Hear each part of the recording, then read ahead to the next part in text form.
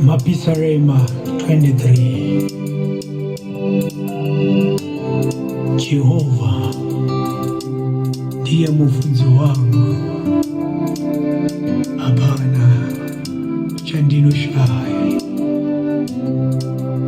Saka ngati munamate, saka ngati murumbidze.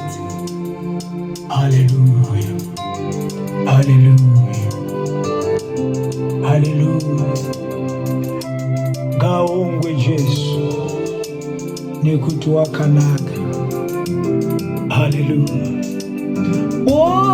Ngati murumbidze. Mwari wakanaka. Ngati muonge.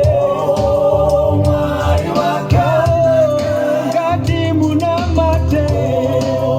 Mwari wakanaka.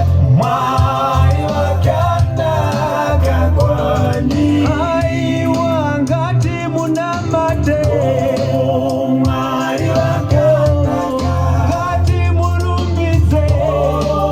Mwari wakanaka. Ngati muonge. Mwari wakanaka. Mwari wakanaka kwandiri.